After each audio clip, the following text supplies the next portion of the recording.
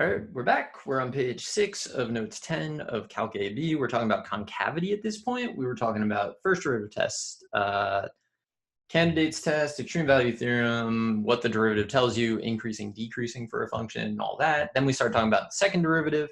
Second derivative tells you concavity. We find if f double prime is greater than 0, you are concave up. And concave up looks basically like this. If f double prime is less than 0, you're concave down. Concave down looks basically like this. I tend to think of x squared and negative x squared. You think of whatever you want, I guess.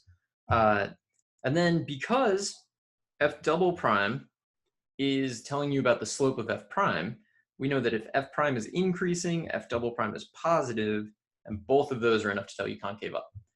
We know that if f prime is decreasing, that must mean that f double prime is less than 0 because it's the slope of f prime, and both of these are enough to tell you concave down.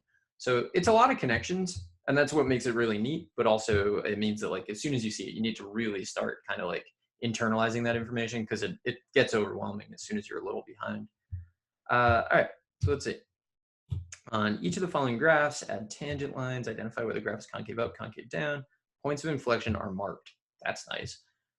So tangent lines. All right. I'm just going to draw a line and then try to like move it to a tangent line. There you go. That's a pretty okay tangent line. I think that's okay. So on these intervals, on this interval, tangent line is above. So I'm going to highlight it here. So the tangent line is going to be above all the way to here. So that's going to be where the curve is concave down. So concave down looks a lot like negative x squared. Tangent lines are above the curve. So this is concave down. And then if we try it again, so you can see like here, let's say there, and then maybe it's like you make the line and then you just kind of move it. The tangent lines are below. It looks a lot like x squared on this interval. That's where you're concave up.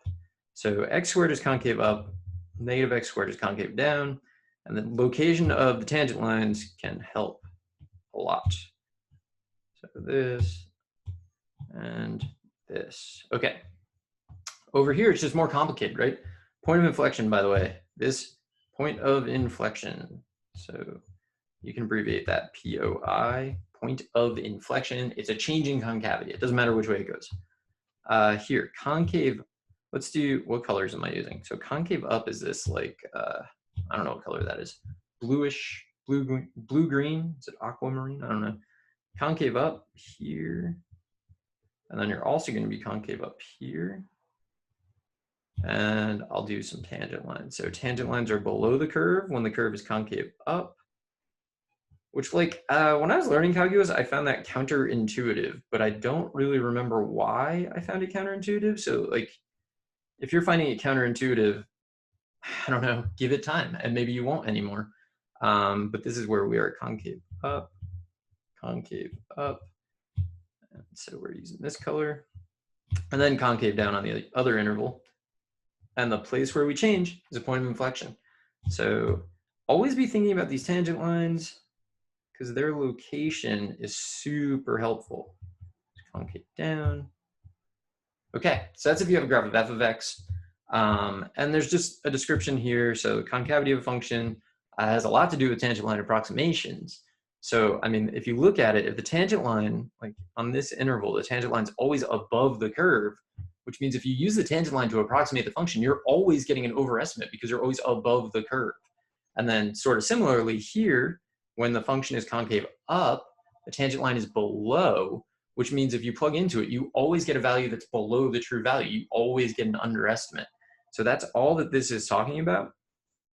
So this is a whole box that's talking about over versus underestimates.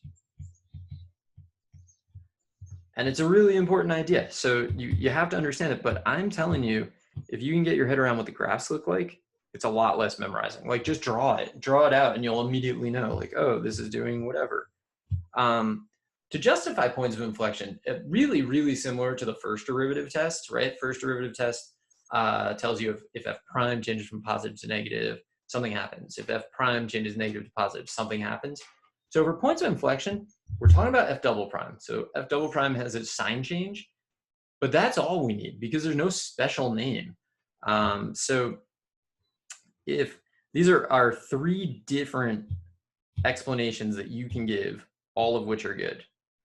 So the first one is if function's continuous at x equals c, f double prime has a sign change, then there's a point of inflection. We don't care if it goes positive, negative, negative, positive. We don't care if it's 0. F double prime doesn't need to be 0. It just needs to have a sign change. So for this, f double prime of c does not need to equal 0. It could be that f double prime of c does not exist. That's possible. We just need a sign change. Doesn't make a difference.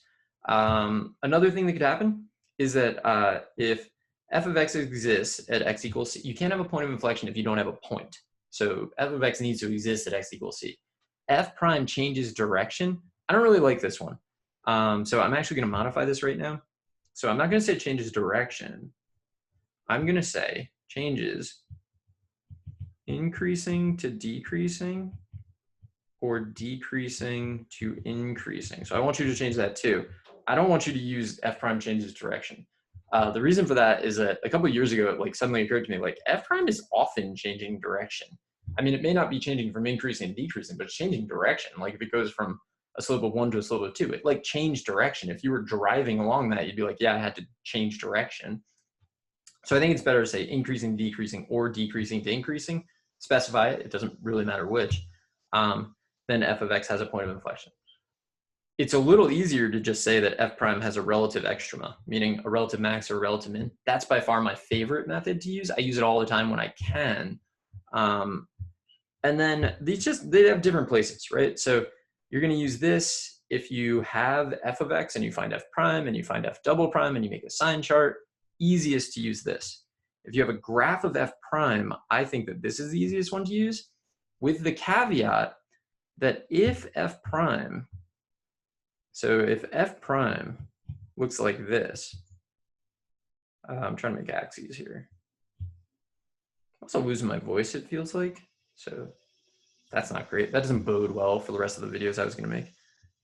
Let's say this is A and this is B, right? So f prime could do like this, and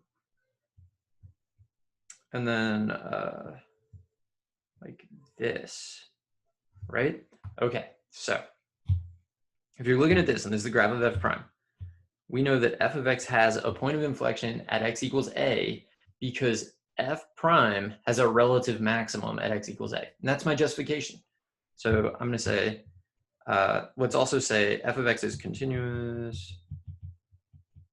There's like all these little caveats you need to put in, but f of x has point of inflection at x equals a because f prime has relative max at x equals a.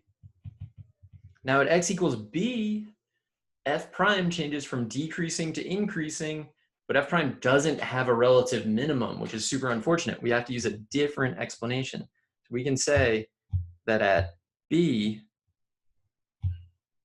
f of x has point of inflection at x equals b because f prime changes decreasing to increasing there.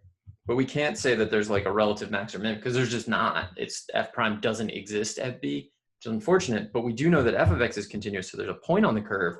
There's a point on the curve, and the derivative is changing from decreasing to increasing, which means the second derivative is changing from negative to positive, which means there's a point of inflection. So you do have to be a little careful. All of these are useful though. So this box with the modification here, definitely like memorize it and internalize it and think about it. And I'll be back in the next video to do some more problems. So I will see you there.